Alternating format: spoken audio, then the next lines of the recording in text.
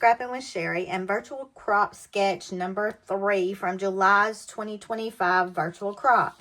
Now, this sketch looks pretty easy to me if I can get all the measurements right. So I'm going to go ahead and do my circle cutting first because we've got circles here and here. This one I'm going to hold off on, but then we've also got to cut circles on the corners of our paper. Now, the papers I'm using come from the Epic Adventure collection. I'm using this one that has all the words on it as the background. This red will be this inner part right here. And that's about it as far as papers are concerned. So I'm going to lay my backgrounds to the side. And let's go ahead and use our custom cutting system circles to do our pictures. Now, I did wait about doing my pictures and circles because I wanted to show you this.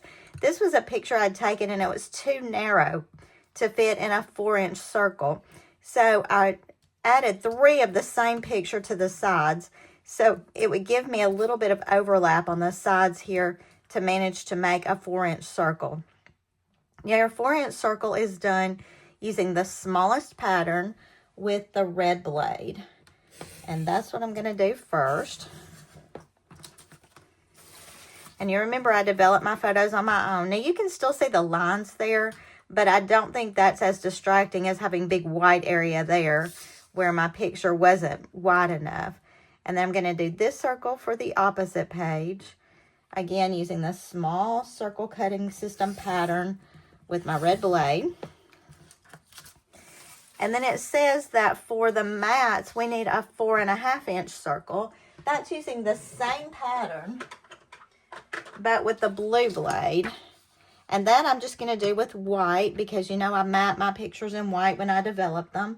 And I just want these to look like the rest of my photos. So I'm just using the same pattern with the with the blue blade for the mat.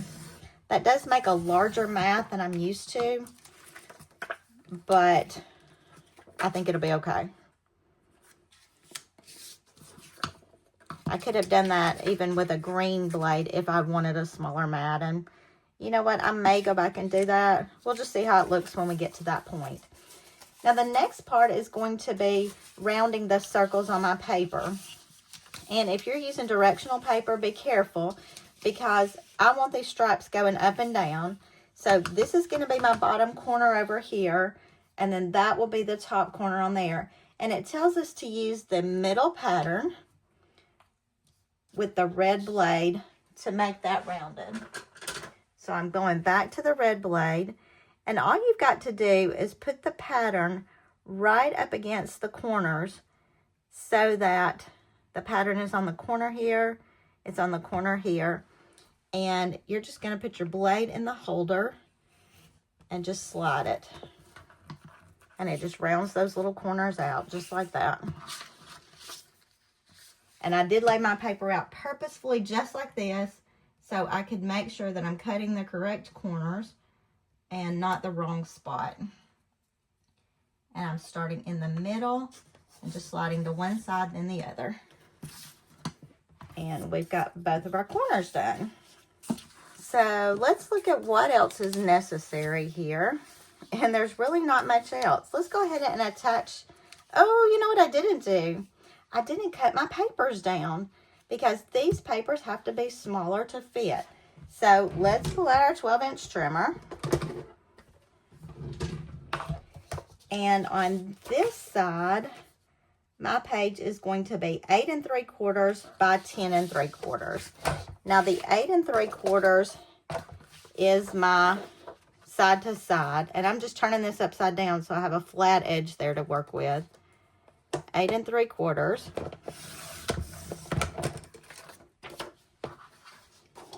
And then the length or the height is 10 3/4.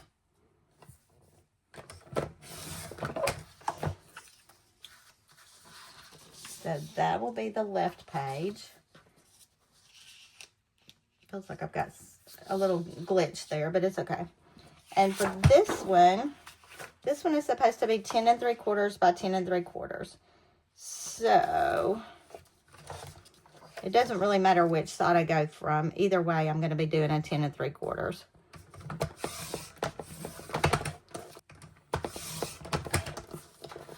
All right, now it's going to make a lot more sense. So let's get the background papers.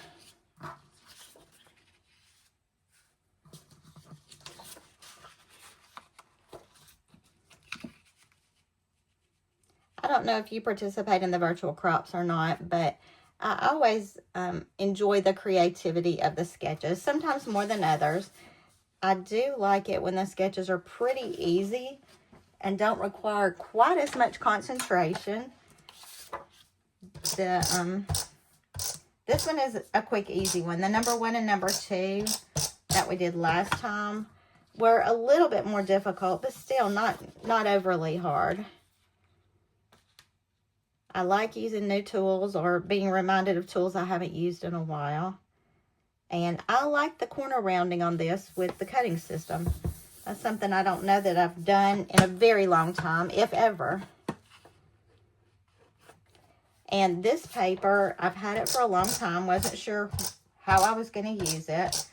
But my daughter-in-law and I, my oldest daughter-in-law and I, went to, it was called a Fanboy Expo. But it was really unique, and I'll write that in my journaling, because 4 of the actors who have played Superman at various points in time were there, and we were actually there over the weekend when the new Superman movie came out. So that was pretty exciting. They said to have 4 of them in one place at one time was exciting in and of itself, but then to have them on the weekend that the newest movie came out was even more spectacular. So there's a circle. Here's a circle. And I'm just kind of looking at the sketch to the side while I'm working on this. And then let me see how I planned for these photos to go. Again, you know, I did develop them based on the sizes that were in the layout. What do you think about that circle? Do you think it's too big? Do you think it's okay? And these, I wasn't sure about which direction they would need to go in order to not cover over somebody really important. So this was, yeah, we don't want to cover over their faces. So let's see if we can move that around. This was a panel we went to where the 4 Supermen, I guess, had a little talk. I don't want to cover up their names. This is causing me a little distress here. And I could go that direction. That changes the sketch up just a touch. But, you know, we got to make it our own. And that gives me the dates on it, so that's good. And where we went. We went to the Knoxville Convention Center. So that gives me 3 of the Supermen. There's one, a couple of them down here again. But I think that might work for me. So this was a really fun event, and I will do journaling. And if we look at our sketch, it shows some journaling here, and I will probably do a little bit of extra journaling there. But let's go ahead and stick these things down. I've got a couple of embellishments that came out of the Epic Adventures collection that I thought I might try on this. I'm still not sold on that big white circle. I think I'm going to have to cut those down just a little bit because they just seem... The white just seems like a little too much with my other photos being matted in smaller white. So I am going to stick these down, and then I'll cut that just a little bit smaller. I think it'll help the look of the page, and it'll give me a little bit more room. Specifically over here where I'm trying not to cover over any of the important parts of the photos. Another thing that I did, you know, I tell y'all sometimes to be sure that you take bonus pictures, extra pictures or whatever, because you just never know when you're going to need filler. Maybe that's what I called them, as filler pictures. This was one I took just so I could remember the names of the actors who were there. But it has turned out to be really nice because I was able to make that into a collage. These pictures were not great. We were in a big ballroom. We were far away. So to blow those pictures up was not a good plan because they just didn't look that great. This was also a filler picture because there was a World's Fair park here where the World's Fair had been held in the 80s. And My daughter-in-law and I both took pictures of that because that's what helped us know which direction we needed to go to get into the building. But it was also really pretty. So that was nice too. I'm going back and cutting this with the green blade. I think the 4.5-inch circle is just a little bit too large. That one makes a 4 1/4, which I think is much more complementary to what I have going on. And I'll try to remember to have my daughter put that in the pictures that follow this. There is a photograph that some advisor who is really, really smart did that shows the different sizes of what the circles cut, both inside and outside. And I've got a photo of that. I did put it on my Facebook group called Scrappin with Sheri, my page. So if you are on the Facebook Scrappin with Sheri, you can actually take that picture and print it and put it with your cutting system. And then if a project recipe calls for a specific size, you can look at that and determine how to cut that size. If you can't find your access to that, contact me and I'll try to help you get there. But it's just called Scrappin with Sheri, just like our YouTube channel. But it is a Facebook page that you can get on. And I post creative memory specials and just odds and ends on there. I have not done a good job keeping it up, but I'm working on that currently. So maybe you can get on there and help me get some conversation started. All right. The last thing I wanted to do, well, I said the last thing, we'll see.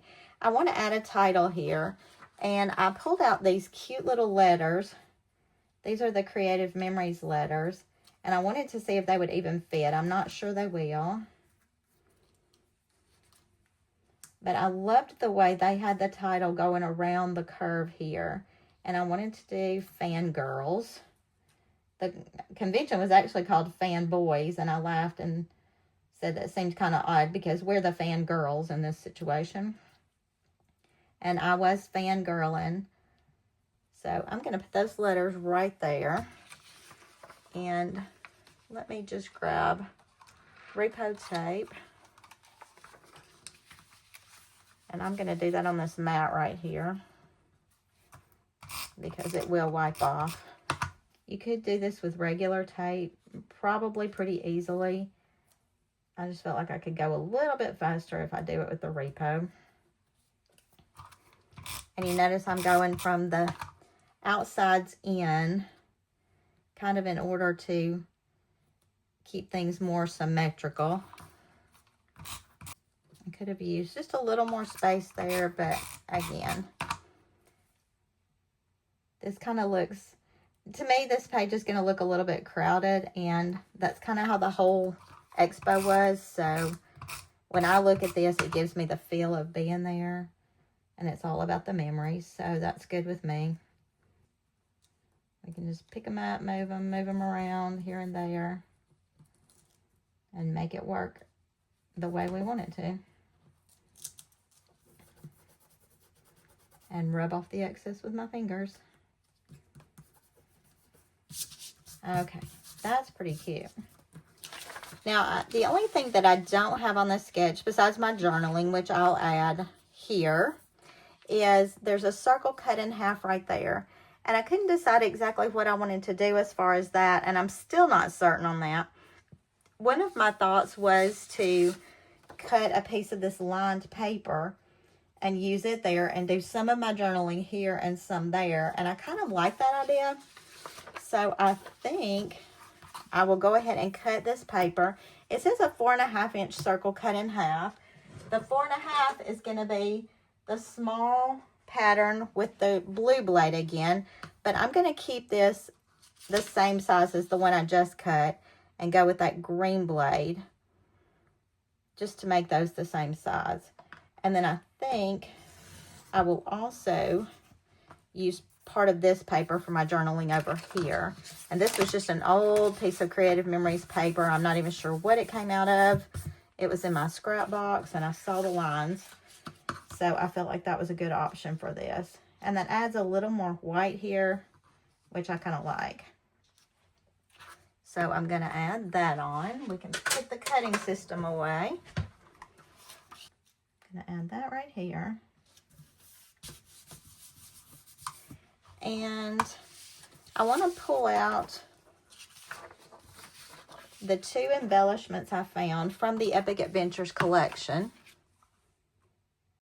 that went perfectly with this. Now, if you're a creative memories geek like I am, as my daughter-in-law and I were standing in line, I said, oh, we have a collection called Epic Adventures that came out, and it's really kitty and it's really cute. And I think there were some superheroes in there. I sure hope it works for our pages for this event. And she just kind of laughed at me. Well, you know, when I started looking for information, different things to do this event, I immediately went to that Epic Adventures, and there we go. It's got the superhero guy, and it's got the pal. And I'm thinking I want the pal over here. And the fangirls, I can't decide. Part of me wants it on here. And you know what? I think I will add it there. Just because I don't like that circle floating in space with nothing on it.